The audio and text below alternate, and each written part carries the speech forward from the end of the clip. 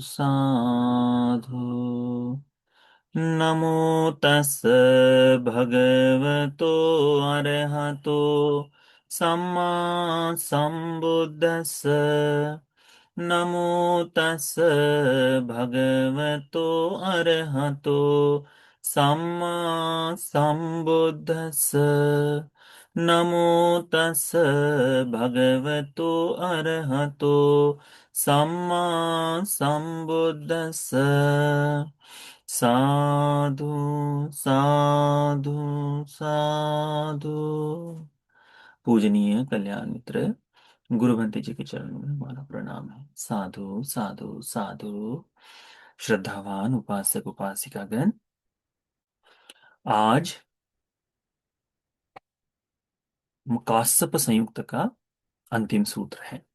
ठीक है, इस सूत्र का नाम है सद्धम्म पतिरूपक सूत्र। क्या नाम है? सद्धम्म पतिरूपक सूत्र। सद्धर्म का मतलब आप लोग जानते हैं, भगवान की सच्ची वाणी, सद्धर्म। ठीक है। पतिरूपक का मतलब होता है उसका, उसकी नकल।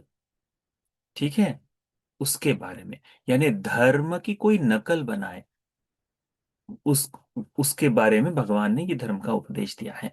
ठीक है, इसको हम देखते हैं। बड़ा ही सुंदर सूत्र है। यदि किसी को इच्छा हो कि मुझे कोई पसंदीदा सूत्र चाहिए, उनमें से ये एक सूत्र आप लोग रख सकते हैं। ठीक है। एवं में सुतंग, ऐसा मैंने सुना है, एकं समयं भगवा सावत्यं विहरति जेतवन अनाथ पिंडिक आरामे। एक समय हमारे शास्ता लोकनाथ तथागत अरहत सम्मा संबुद्ध जी जेतवन में विराजमान थे, अनाथ पिंडक के द्वारा दिए गए आश्रम में। अतखो आयस्मा महाकස්සपो येन भगवा तेन उपसंकमी उपसंकमित्वा भगवंतं अभिवादित्वा एकमंतं निसीदि। तो महाकाश्यप बंते जी भगवान बुद्ध जी को मिलने के लिए आए। आकर भगवान बुद्ध जी को नमन किया और एक और बैठ गए। एकमंतं निसीनो को आयस्मा महाकाश्यपो भगवंतं एतदवोच। नमन कर कर एक और बैठे हुए महाकाश्यप बंते ने भगवान बुद्ध जी से ये प्रश्न पूछा। क्या पूछते हैं भगवान से? कहते हैं भगवान को, कोन को भांति हेतु को पाच्चयो। भगवान, क्या कारण है, क्या हेतु है? तो ये कारण पूछ रहे हैं किस चीज के लिए? ये न पुब्बे, यानी पहले शुरुआत में जब बुद्ध शासन शुरू हुआ तब, अपतरानी चेव सिक्खापतानी, तब ये जो शील कहते हैं हम जिनको, भिक्षुओं के नियम जिनको कहते हैं, वे बहुत ही अल्प थे, नहीं के बराबर थे। ठीक है, बहुत ही अल्प थे। परंतु बहुतराच भिक्खु अन्याय संठ हिंसु, बहुत सारे भिक्षु, अधिकांश भिक्षु निर्वाण धर्म को पूर्ण कर लेते थे, अरहत्व को साक्षात कर लेते थे। कब? जब धर्म का आरंभ समय था और बहुत ही कम शिक्षा पद थे, बहुत ही कम शील थे, तब बहुत सारे भिक्षुगण अरहंत हो जाते थे। कोपन भंते हेतु को पच्चयो, भंते क्या हेतु है, क्या प्रत्यय है? ये ने तरे न तरही बहुतरानी चेव सिक्खापदानी। अभी इस समय बहुत सारे शील पद है, बहुत सारे शिक्षा पद है, बहुत सारे नियम है। हम देखते हैं ना भिक्षुओं के 227 नियम और कोटि संवर सील कहे जाते हैं। ठीक है, कोटि संवर सील कहे जाते हैं, यानी इतने संयम के सील हैं कि जिसके बारे में उपासकों को, भिक्षुओं को भी पूर्णतः जानना बड़ा कठिन हो जाता है। तो उसमें एक ही बात है कि हाँ, मुझे संयमित जीवन जीना है, ऐसा अभ्यास करते चले तो अधिकांश सीलों का पालन हो जाता है। तो इतनी शील है, फिर भी अपतराच भिक्खु अन्याय संठ हंती थी, बड़े ही अल्प से भिक्षुगण निर्वाण को प्राप्त होते हैं, अरहत्व को प्राप्त होते हैं करके, मुक्ति को पाते हैं करके। ऐसा क्यों करके? कारण, इसका पीछे कारण क्या है, इसका हेतु क्या है करके पूछते हैं। है ना सुंदर सुंदर प्रश्न। आज हम लोग बोलते हैं ना, हमको अरहंत क्यों देखने को नहीं मिलते, या फिर आज अरहंतों के बारे में कोई कहे तो हमारे मन में शंका क्यों जागती है? आज हमें इस तरह से जैसे भगवान के समय में अरहतों से भरा हुआ समय मिलता है, ऐसा आज क्यों नहीं देखने को मिलता? तो इस प्रश्न का उत्तर, यानी हमारे मन की बातों को भगवान को साक्षात महाकाश्यप भंते जी ने पूछ लिया है। भविष्य की सारी व्यवस्था करके रखी है। परंतु ये तो शासन के मध्य की बात बता रहे, पहले 20 वर्षों तक तो कोई भी नियम नहीं थे। तब अरहतों की संख्या बहुत अधिक थी। पर जैसे जैसे नियम बनते गए वैसे वैसे अरहतों की संख्या भी घटते गई। तो इसके पीछे का कारण पूछ रहे हैं वे। भगवान बुद्ध जी कहते हैं, एवं चेतं काश्यप, काश्यप ऐसा ही होता है। सत्तेषु हायमानेषु, जब सत्वों में हीन भाव आ जाता है, यानी व्यक्तियों के गुण धर्म, व्यक्तियों की अच्छाई, मनुष्यों की पुद्गलों की अच्छाई जब घट जाती है, तो क्या होता है? सद्धर्म में अंतर्धाय माने, तब सद्धर्म अपने आप अंतर्धान हो जाता है, नष्ट हो जाता है, गायब हो जाता है। कब? सत्तेषु हायमानेषु, सत्वों के गुणों में कमी आ जाने के कारण।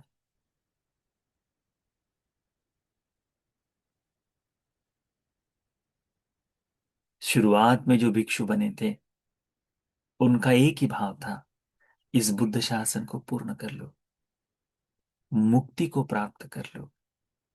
पश्चात में आने वाले भिक्षुओं को फिर प्रसिद्धि चाहिए, पश्चात में आने वाले भिक्षु को सहजता चाहिए, आराम चाहिए, सुविधाएं चाहिए, पहले जैसा अभ्यास नहीं चाहिए, पहले जैसी धर्म के लिए जो भाव होता है कि नहीं मुझे मुक्त ही होना है, इनमें कमी आ जाना, ये क्या है? व्यक्तियों के गुणों में कमी आ जाना ही है।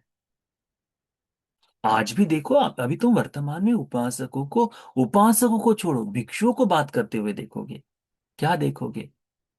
अरे वो नियम पुराने थे, पुरानी बातों को क्या पकड़ के रखोगे? नियमों को छोड़ दो बोलते हैं, अभी वर्तमान में जियो करके कहते हैं। तुमने सुना है ऐसा? इसका मतलब क्या है? बुद्ध शिक्षा पद से कोई लेन देन नहीं। भगवान यही तो कहते हैं कि भिक्षु ऐसा ही होता है, काश्यप ऐसा ही होता है, जब सद्धर्म का, जब मनुष्यों के गुणों का हानि हो जाती है, मनुष्य के गुणों में कमी आती है, तब सद्धर्म अंतर्धान हो जाता है, गायब हो जाता है। बहुतरानि चैव शिक्षापदानि होन्ति, इस कारण से बहुत सारे शिक्षा पद बनते हैं। हर एक शिक्षा पद बनने के पीछे क्या कारण था? किसी न किसी भिक्षु ने कोई गलती की है, उसे धर्म इस तरह से ऊपर रखना था, नहीं रख पाया, वहां से वो कमजोर हो गया, तो शिक्षापद बनाए गए कि दूसरा कोई इस तरह से कमजोरी में ना आए। तो इसीलिए बहुत सारे शिक्षापद बनाए गए। परंतु अपतराज भिक्खु अन्याय संठहंति, इसीलिए बहुत से कम भिक्षु मुक्ति को प्राप्त किए, क्योंकि गुणधर्मों का ह्रास होने के कारण। भगवान बड़ा एक सुंदर देश न देते, कहते हैं भगवान, न ताव काश्यप, काश्यप तब तक सद्धम्म अंतर्धान होती, तब तक सद्धर्म का अंतर्धान, सद्धर्म का विनाश या सद्धर्म अदृश्य नहीं होता, जब तक याव यावन सद्धम्म पतिरूपकं लोके उपपज्यति, जब तक धर्म की नकली कॉपी या धर्म के समान दूसरा कोई ऐसा भाव उत्पन्न न हो जाए। इस बात को बहुत अच्छी तरह से समझ के रखो। ये जो शब्द हैं, इस शब्द को बहुत अच्छी तरह से समझ के रखो। भगवान क्या कहते हैं? तब तक सद्धर्म अदृश्य नहीं होता, नष्ट नहीं होता, जब तक धर्म के सरीखा दूसरा कोई भाव, उसके जैसा चमकता हुआ कोई दूसरा भाव उत्पन्न न हो जाए। यतोच खो काश्यप सद्धर्म प्रतिरूपक लोके उपपज्यति, जैसे ही काश्यप सद्धर्म का प्रतिरूपक, सद्धर्म की नकल इस दुनिया में उत्पन्न हो जाती है, अतः सद्धर्म से अंतर्धान होती, सद्धर्म अंतर्हित हो जाता है, अंतर्धान हो जाता है। कैसे? आप लोग जानते होंगे। नियमों का संग्रह किया गया, प्रथम संगीति। दूसरे संगीति में नमक को लेकर, सिक्कों को लेकर भिक्षुओं के बीच में चर्चा हुई कि अभी पैसे भी लेने चाहिए करके।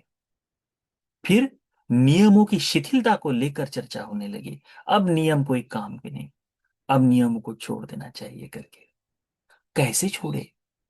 तो बुद्ध बनना आराम सी बात है, उसका कोई लेन देन नहीं। अरहंत हो जाना ये तो कोई भी हो सकता है। क्यों न बुद्ध बनने के लिए पारमिताएं पूर्ण करे। तो फिर महायान का जन्म हुआ। महायान क्यों? क्योंकि सबको पसंद है कंफर्टेबल रहना। यदि कल को इस बुद्ध शासन में ये बात हो जाए, तुम जितना नशा करना चाहते हो कर लो, कोई आपत्ति नहीं। तुमको परदार सेवन करना है कर लो, कोई आपत्ति नहीं। तुमको हिंसा चोरी झूठ करना है, कोई आपत्ति नहीं। इसका कोई दोष ही नहीं बताया भगवान ने। तुमको केवल बुद्ध की पूजा करनी है। इतना मात्र कहने से इस देश में बौद्धों की संख्या बढ़ जाएगी कि नहीं बढ़ जाएगी? बढ़ जाएगी। क्यों? क्योंकि विनयों में नियमों में शिथिलता आ गई। अब चमक दमक कोई कह दे कि बुद्ध सारी मनोकामनाओं को पूर्ण करने वाले हैं, तो क्या होगा? तुरंत लोगों की संख्या बढ़ जाएगी। बड़े बड़े चमत्कार तो बुद्ध धर्म में भी हैं। तो क्या हो रहा है?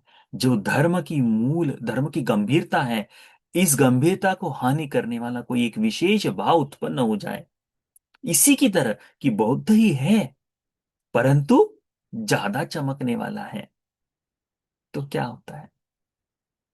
उसका धर्म को मानना लोग कम कर देते हैं। यही अतीत में हुआ। द्वितीय तृतीय समगीति होते होते एक विशाल भाव खत्म हो गया।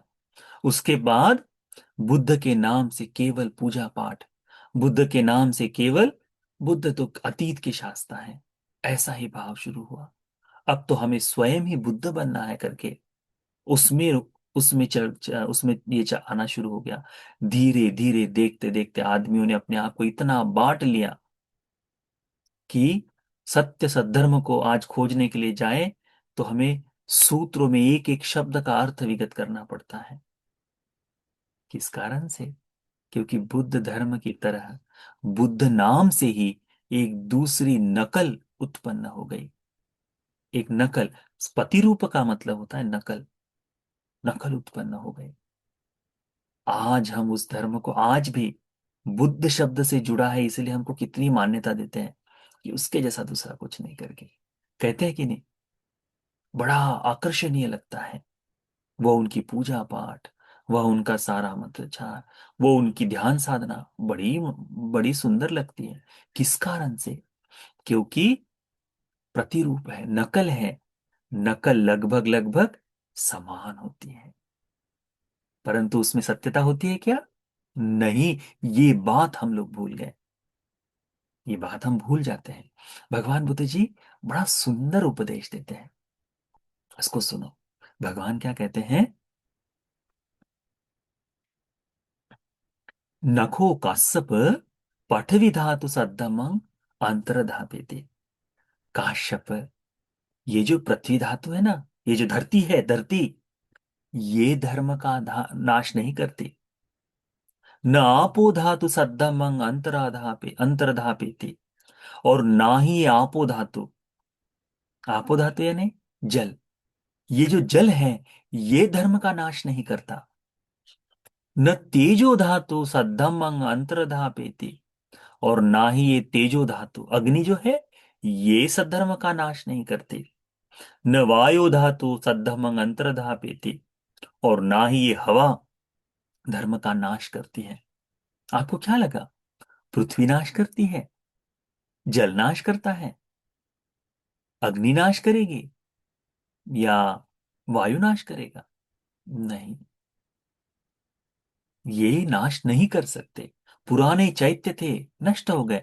चैत्यों के नष्ट होने से धर्म नाश हो गया? नहीं। पुरानी लाइब्रेरी थी नालंदा में जो कहते हैं हम लोग जल गई, उसके जलने से धर्म नाश हुआ क्या? नहीं। पुरानी जो परंपराएं चली आ रही थी धर्म के बारे में चल रहा था। ये जो हवा बहती आई, जैसे एक स्तूप है, रामगाम का स्तूप था, बह गया, बाढ़ आ गई थी, क्या उससे धर्म नाश हो गया? नहीं, नाश हुआ। भगवान वही कहते हैं, ये जो बाहरी वस्तुएं हैं, ये धर्म का नाश नहीं कर सकती, ये धर्म का नाश नहीं कर सकती।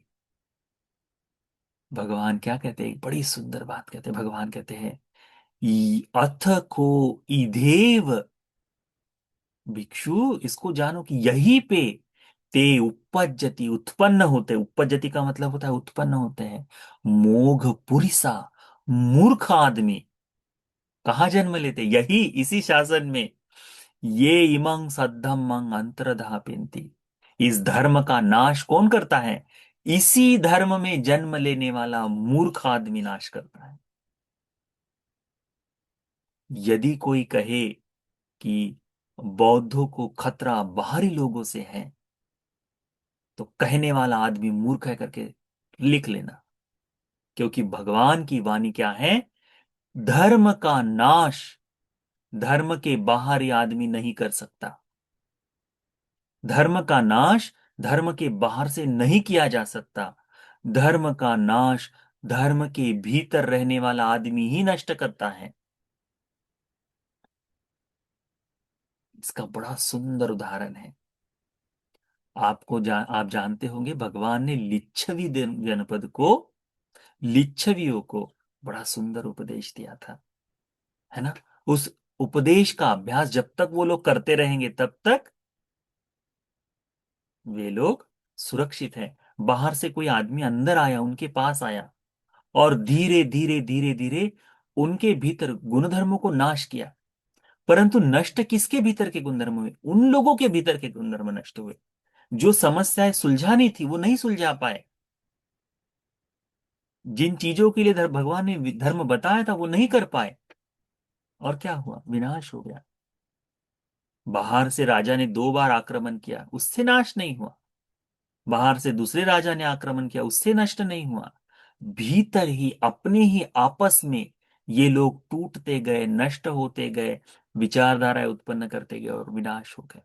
भगवान वही कहते हैं कि ये जो सद्धर्म है, ये सद्धर्म बाहरी आदमी से नष्ट नहीं होता।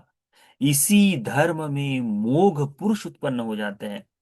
मोघ पुरुष, मूर्ख आदमी उत्पन्न हो जाता है, जन्म लेता है, और वह आदमी ही इस सद्धर्म को नाश करते हैं, नाश करता है, कहते हैं।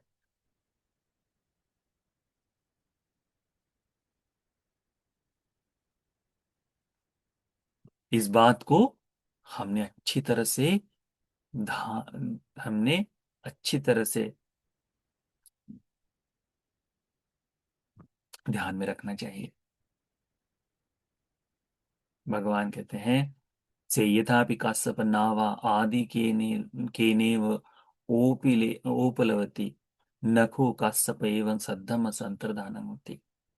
जैसे केवल अधिक वजन हो जाने से, बहुत अधिक भार हो जाने से नाव डूब जाती है, सद्धर्म का ऐसा नहीं होता। सद्धर्म जो है, वजन से नहीं, सद्धर्म मूर्खों के कारण नष्ट होता है ना? सुंदर बात। इसको सीखना चाहिए, इसको ध्यान रखना चाहिए। इस धर्म को नाश करने के कारण हम लोग हैं। उपासक उपासिका भिक्षु भिक्षुणीगण है। बाहरी कोई आक्रमणकारी नहीं है, बाहरी कोई व्यक्ति नहीं है। भगवान बड़ा सुंदर उदाहरण देते, कहते भगवान कहते हैं, पंचखो में काश्यप ओक्कमनिया धम्मा सद्धम्मस सम्मोसाय अंतर्धानाय संवत्तन्ति। कहते भिक्षु, काश्यप, 5 ऐसे धर्म हैं, 5 ऐसी बातें हैं जिसके होने से, जिसके आने से, जिसके घटित हो जाने से यह सद्धर्म अंतर्धान हो जाता है। या वह 5 चीजें हैं जिसके होने से सद्धर्म अंतर्धान होने के हेतु बनता है, उसका कारण बनता है। ये 5 धर्म हैं, तो धर्म नाश होगा ही होगा। किसी भी जगह बुद्ध का शासन उत्पन्न हो जाए, जहां कभी भी हो, तो एक साधारण से 4 लोगों का, भिक्षुओं का संघ हो, वहां पर हो, या कोई नया विहार का उत्पन्न, नया विहार बनाए, भगवान का विनय, भगवान के नाम से कोई बुद्ध विहार का गठन करे, कहीं और बनाए, और वहां पर ये पांच चीजें देखी जाए तो वहां से भी धर्म नाश हो जाएगा। जहां जहां ये धर्म जाए, वहां वहां ये पांच चीजें देखी जाए तो वहां से धर्म नाश हो जाएगा। कौन सी पांच चीजें? ईद काश्यप, भिक्खु, भिक्खुनी, उपासक, उपासिका, चारों लोगों के बारे में बताया बाबा। एक आदमी उसका जिम्मेदार नहीं कहा है। कितने लोग? चार लोग। भिक्खु, भिक्खुनी, उपासक, उपासिका। भगवान क्या कहते हैं? इध काश्यप, भिक्खु, भिक्खुनियो, उपासक, उपासिकायो। भिक्षु, भिक्षुनी, उपासक, उपासिकायो, ये चारों लोग सत्थरी अगारवा विहरंती अपतिस्सा, सद शास्ता के प्रति, भगवान के शास्ता के प्रति गौरव नहीं करती, सम्मान नहीं करते। भगवान बुद्ध जी के प्रति जब गौरव ना हो, सम्मान ना हो, वह कारण बनता है सद्धर्म के नाश का। तो विहारों में कैसे हो सकता है यह? जहां भिक्षु भिक्षुनी, उपासक उपासिका है, बुद्ध का गौरव नहीं करते। अनेकों बार देखा गया है, मैं बड़ा अधिकारी हूं तो मैं चप्पल पहन के अंदर जाऊंगा करके, गौरव छूट गया। बुद्ध से हमको कोई लेन देन नहीं, मैं बुद्ध को नमन नहीं करूंगा करके। उपासक उपासिका ऐसा अनेकों बार चाह सकती है, नहीं होता।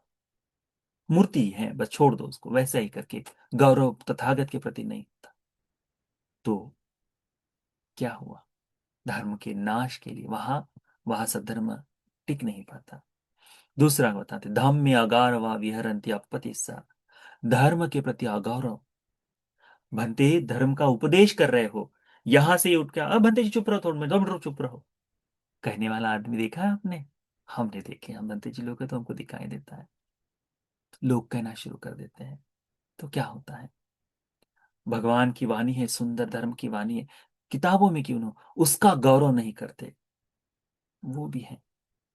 भिक्षु भिक्षुनियों का जो गौरव होना चाहिए, धर्म का देशना का गौरव, धर्म देशना का जो गौरव होना चाहिए, वो गौरव नहीं करते। किसी गणमान्य व्यक्ति का सम्मान करने के लिए भिक्षु को 2 मिनट, मंत्री जी धर्म देशना 2 मिनट रोक दो, ये आए हैं तो इनका धर्म देशना, ये आए इनका सम्मान कर ले, उसके बाद धर्म देशना करना। भूल जाते हैं कि राजा महाराजा भगवान के सम्मुख आकर नतमस्तक होते हैं। भगवान जब देशना कर रहे हो तो बाहर खड़ा राजा बाहर ही खड़ा रहता है कि धर्म में विघ्न ना उत्पन्न हो। आज धर्म देशना के लिए गौरव समाप्त हो गया है, तो धर्म का नाश होना ही है।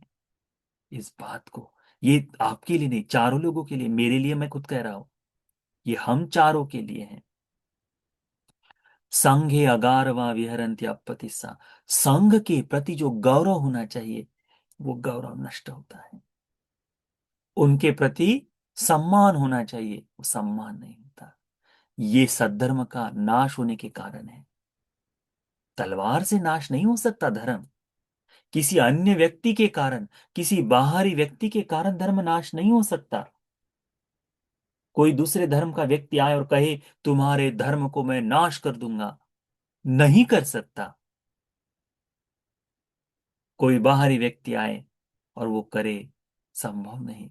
गोलियों से धर्म नाश नहीं हो सकता, तलवार से धर्म नाश नहीं हो सकता, हिंसा से धर्म नाश नहीं हो सकता। धर्म नाश होता है इन 5 कारणों से, उसमें से तीसरा कारण है संघ का गौरव नहीं होना, सम्मान नहीं होना। जिस विहार में संघ का गौरव ना हो, सम्मान ना हो, वहां कैसे धर्म पल पाएगा? वो तो केवल इमारत है, वास्तु है, बनी है, बनी है। भगवान के परिनिर्वाण के बाद धर्म का नाश होते होते जब अनेकों चैत्य बने रहे, हम देखते हैं चीनी प्रवासियों की कथाओं में देखते हैं कि वहां अनेकों उदाहरण दिखते हैं कि यहाँ चैत्य है, वहां चैत्य, वहां चैत्य है। कई जगह बताते हैं कि वहां नाश भी हो गया, कोई देखने वाला भी नहीं है। तो क्या उससे नाश हुआ है धर्म? नहीं, उनका गौरव नष्ट हो गया धर्म के प्रति, इसीलिए इसीलिए वो सारा नष्ट हो गया है। वो तो बने रहे, आज भी इतने समय तक बुद्धगया का जो महाविहार है वो रहा, वही रहा। जब धर्म नहीं था तब भी महाविहार था, बुद्ध मूर्तियां थी। इस कारण से धर्म विनाश हुआ है क्या? बाहरी वस्तुएं इसका विनाश नहीं करती। इसी धर्म में उत्पन्न होने वाले लोग ये चीजें आ जाने से, कौन कौन सी चीज, भगवान का गौरव नहीं करता, धर्म का गौरव नहीं करता, संघ का गौरव नहीं करता, और कहते हैं सिक्खाय अगारवा विहरन्ति अपतिस्सा, शिक्षा के प्रति, शिक्षा यानी शील के बारे में, शील के बारे में, शिक्षाओं के बारे में गौरव नहीं करता, श्रद्धा नहीं करता। इस कारण से पांचवा है समाधिस्मिंग अगारवा विहरन्ति अपतिसा, समाधि के बारे में, ध्यान साधना के बारे में गौरव नहीं करता, मुक्ति के पथ पर चलने के लिए गौरव नहीं करता। ये पांच कारण है, भगवान कहते हैं कि जब व्यक्ति में आ जाते हैं, जहां ये दिखाई देते हैं, वह सद्धर्म के लोप के लिए, सद्धर्म के नाश के लिए होता है। इसी के विरुद्ध में भगवान कहते हैं पंचकोमे का सब सद्धम्मा, धम्मा सद्धम्मा स्थितिया, ये पांच धर्म ऐसे जो सद्धर्म की स्थिति के लिए, सद्धर्म को बने रहने के लिए, सम्मोसाय बढ़ने के लिए, उन्नति होने के लिए, अंतर्धानाय संवर्तन्ति, अंतर्धानाय, कि अंतर्धान न हो उसके लिए काम करते हैं। यानी ये पांच धर्म जिनमें है वहां धर्म बढ़ता ही जाएगा। कौन से पांच? यहाँ भिक्षु भिक्षुनी उपासक उपासिका भगवान के प्रति गौरव करती है, श्रद्धा दिखाती है, सम्मान करती है, धर्म के प्रति गौरव करती है, धर्म का गौरव करती है, सम्मान करती है, श्रद्धा दिखाती है। संघ के प्रति गौरव है, श्रद्धा है, सम्मान है। तो हम चारों ने करना है, संघ के प्रति गौरव, सम्मान, सत्कार, हम चारों ने करना है। भिक्खु भिक्खुनी उपासक उपासिकाओं ने करना है। शिक्षा के प्रति गौरव, भिक्षुओं ने अपने नियमों के प्रति बड़ा गौरव करना चाहिए, सम्मान करना चाहिए। जिन जिन बातों को भगवान ने बताया उसकी बातों में, धर्म देशना के लिए, धर्म के प्रचार के लिए अपने गुणधर्मों की हानि करना कहीं नहीं कहा है। उसकी सीमा भिक्षु ने जाननी चाहिए, उतना जानना चाहिए, वह भी है। तब तो शीलों का गौरव करेगा, तभी तो बनेंगे। समाधि का गौरव करना चाहिए, ध्यान साधना के प्रति मन में भाव होना चाहिए, उसका गौरव करना चाहिए। भगवान कहते हैं इमे को काश्यप पंच धम्मा, यह जो काश्यप पांच धर्म है, सद्धम्म स्थितिया, सद्धर्म की स्थिति के लिए, सम्मोसाय, आ, उसके विनाश न होने के लिए, उसकी उन्नति के लिए, अनंतर्धानाय, अंतर्धान न हो इसके लिए, संवत्तन्ति, उसके लिए काम करते हैं। ठीक है। तो ये सद्धम्म प्रतिरूपक सूत्र को याद रखो, बड़ा अद्भुत सूत्र है। जब भी कभी किसी के मन में शंका हो कि आज अरहंत क्यों नहीं देखने को मिलते, तो इस सूत्र का चिंतन कर लेना चाहिए। किसी को लगे कि हमारे आसपास धर्म देखने को क्यों नहीं मिलता, तो इन पांच कारणों को ध्यान में रखना चाहिए। ये पांच कारण नहीं है, इसीलिए धर्म देखने को नहीं मिलता। तो जब जब जैसा जैसा चिंतन मनन करते जाएंगे, वैसे वैसे हमारे में परिशुद्धि आती जाएगी, धर्म का अभ्यास करते जाएंगे और धर्म विशाल होते जाएगा। धर्म का गौरव ही, धर्म का गौरव ही इस शासन को बलवान बना सकता है। अरहंतों को देखना है तो इन पांचों धर्मों से परिपूर्ण होना पड़ेगा, तो ही धर्म आगे बढ़ पाएगा, दही दूसरी तरह से नहीं। तो यह सद्धम्म प्रतिरूपक सूत्र हमें धर्म की नकल को समझने के लिए, नकली चीजों को देखने के लिए, इसमें एक मैं बात कहना भूल गया था। इसमें कहा था कि जब धन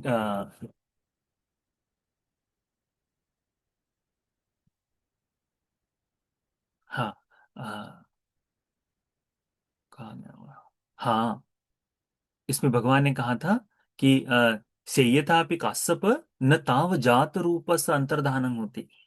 भगवान कहते हैं कि ये सोना जो है, ये तब तक इसका मूल्य कम नहीं होता जब तक जात रूप पति रूपक अंग लोके उपपजति, जब तक सोने की नकल नहीं आ जाती। पहले के समय में लोग सोने को बड़े आभरणों की तरह पहने रखे थे। तुमने पुराने लोगों को देखो, बड़ी मालाएं, वो चपला है, कंठी है, हाँ, बड़ी सी जो मनकों की बड़ी मालाएं आती थी, वो पहन कर रखा करते थे। वो क्या था? अपनी धौस के बारे में, अपना अपना अस्तित्व दिखाने के बारे में। फिर धीरे धीरे दुनिया में बेंटेक्स नाम की एक आ गई, दिखने में बिल्कुल सुंदर है, चमचमाती है, देखने लायक है ना? अब कोई भी आदमी इतना सोना पहनकर घूम सकता है करके दिखाई देता था। क्या हुआ, धीरे धीरे लोगों ने सोना केवल धन मूल्य के लिए सुरक्षित करके रखना शुरू कर दिया। इन्वेस्टमेंट है, अब वो दिखावे की वस्तु नहीं रही।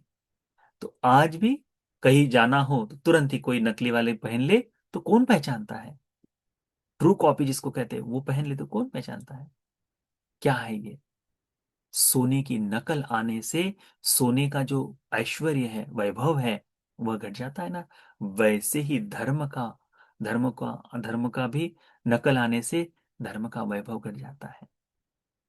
इसको ध्यान में रखना, ठीक है। तो भगवान ने ये जो बताया सद्धम्म प्रतिरूपक सूत्र, इसको अच्छी तरह से ध्यान में रखो। इस बुद्ध के शासन को, बुद्ध धर्म को, धर्म के बाहर का आदमी विनाश नहीं कर सकता। यदि कोई व्यक्ति कहे कि बाहर ही कोई नाश करे, तो नहीं, धर्म में ही कोई नाश कर सकता है।